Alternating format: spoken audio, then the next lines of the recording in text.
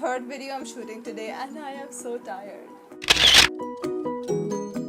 Hello people of the world, my name is Sam and welcome back to my YouTube channel. Welcome if you are here for the first time. I'm a reader, I'm a writer, I'm a science fiction and fantasy nerd, so if you're into that kind of stuff, go ahead and hit subscribe. What are you waiting for, dude? Just do it. Do it. So I don't know when I'm putting this video up, but some time ago I did part 1 of my character series, which was the character building pyramid. Check it out if you haven't seen it before. Today I'm gonna do part 2 of my character building series, which is 5 tips to write better characters. Now, building a character pyramid, as I've explained in my last video, was all about getting the basics of your character right, just getting to know your character in general. This video is all about taking what you already know and adding to it, not just for the story, but also the sake of understanding your character better yourself. And once you have these 5 things in order, it's gonna be so much easier to understand how your character is gonna sort of react in different situations and how they're gonna perform in certain parts of the plot. So let's just get to it. Number 1, strengths and weaknesses. This is like super basic. This is like point 1 of where you should start. Once you have the basics of your character done, you need to know this. So the whole point of giving your character strengths and weaknesses is, of course, as people, we all have our strengths and weaknesses, and number 2, knowing the strengths and weakness of your character, it's really gonna help you in places where you get stuck with the plot. For example, something big happens. How does your character react to this sudden revelation or this sudden plot development? Knowing their strengths and their weakness can help them not only in big plot reveals or big plot twists, but even in smaller moments. Give them strengths that the reader can root for. Give them strengths that the reader can look up to, because especially if you're writing young adult or middle grade, even adult, people love to have characters they can look up to. Of course, even if you're writing anti-heroes, right? Or you're writing morally great characters, give them strengths, give them weaknesses. The strengths can be physical, emotional, moral, whatever. Figure it out, make it interesting. At times, the strengths and weaknesses are actually pretty interesting. For example, in the Percy Jackson series, Percy's weakness is his loyalty to his friends. Now here's the thing, something like loyalty or like always doing the right thing, it can be both a strength and a weakness. So look for those like gray area strengths and gray area weaknesses and see which is the best fit for your character given their backstory, their morality, their psychology, and everything else that I have sort of already listed in the pyramid in my previous video. See what their strength and their weaknesses can be. My advice would be give them at least 3, if not more. Play around with the strengths and weaknesses, give it their own unique spin. Just give readers something that can endure the characters to them. Number 2, 3 things that your character will never do. Okay, now this is something that I learned from my critique partner Jason. I'm gonna post links to where you can find him down below. He is amazing and he has a book out which is called Light Force.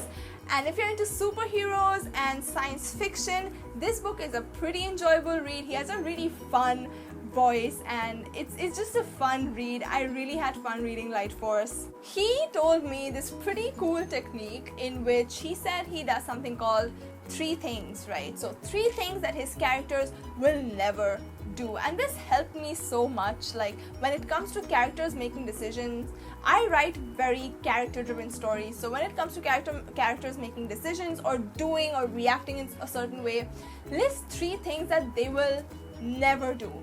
Take your character pyramid, identify what kind of people they are, and list out 3 things that based on that personality, this person that you have written will never do. This ties firmly into the character building pyramid and it gives you a clear idea about how your character is going to react so that nothing feels out of place in the character's arc. I had this issue around 2 years ago when one of my characters were not behaving consistently. This is when Jason advised me and he told me that, you know what, make a tiny list. You will know exactly how to avoid this character inconsistency problem, and I did that, and now, man, it helped me. Number 3, the flip side to the 3 things that your character would never do. 3 things that your character would always do. Close their eyes, give them options, and this is something that they will always do. Again, it really helps if you have that character inconsistency problem that I used to have, because this little exercise really helped me get a grip on that character, and I haven't heard a single beta reader ever talk about character consistency from that point onwards in my writing ever again. Number 4, give them one skeleton in their closet. Now, I'm not saying that you can't have like clean, goody two-shoes characters in the beginning of your story, but if you give them one skeleton, one thing that they're either guilty about or one thing that haunts them, it does a lot of things. Number 1, it makes your character more interesting. Number 2, it proves that your character had an interesting life before the start of the story. Because if everything is just like nice and flowery all the time, it means that their story has just begun, which is fine. If you want to write that kind of story, it's great. But consider giving them a skeleton in their closet, because it shows that their complexity hasn't just started. Their complexity was always there, and this is where they begin their journey to sort of embrace their inconsistencies and embrace their demons or like fight them. So give them one skeleton in their closet. It can be something they're guilty of, something they wish they could take back, something that haunts them, something that they just can't stop thinking about, usually something dark and negative. It has helped me again really bring my characters to life. It proves that, you know, they were pretty cool people with a lot of things happening to them way before my story started. And finally, number 5. This is a really short video, isn't it? These are actually things that I wanted to include in my character pyramid, but that was already 18 minutes long and I did not want to extend it further. So I thought I would just like break this down into like smaller videos and make it a series. So give them a clear goal. This is something that I'm going to talk about in video number 3 in a lot more detail, but give your characters a proper goal. It can be anything. It can be external, it'll be internal. Hint, hint, I am going to talk a lot about this in the next video.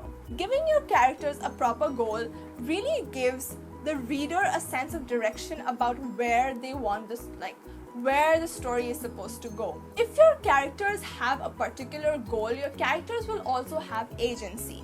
Agency is something that your characters need to have. So not only do you give them a particular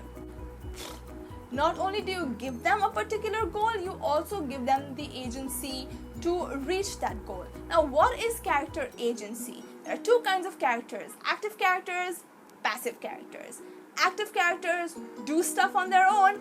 Passive characters have things happen to them.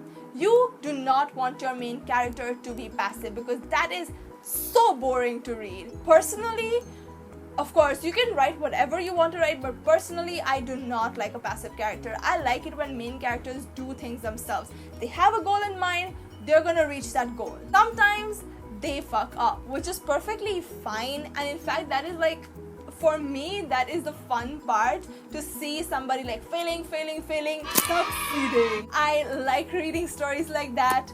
So give them a clear goal and give them agency to reach that goal. So that's all I have for you today. Thanks for watching this video. Don't forget to like, comment about your own character building process, and of course, subscribe. If you did not like this video, go ahead and give it a dislike, I guess, whatever. Tell me what you did not like about the video so I can maybe hope to improve. That being said, you can find me on Twitter, you can find me on Instagram, you can follow me on my blog. All links are listed below. I hope to see you guys soon with another character video, which will be probably my last video for now on characters. Let me know what you want to see more of when it comes to writing craft. Let's see if I can answer your questions. I'm still learning, and it's always great to keep learning. Let me know about your character writing process, Yep, I think I'm done. Bye.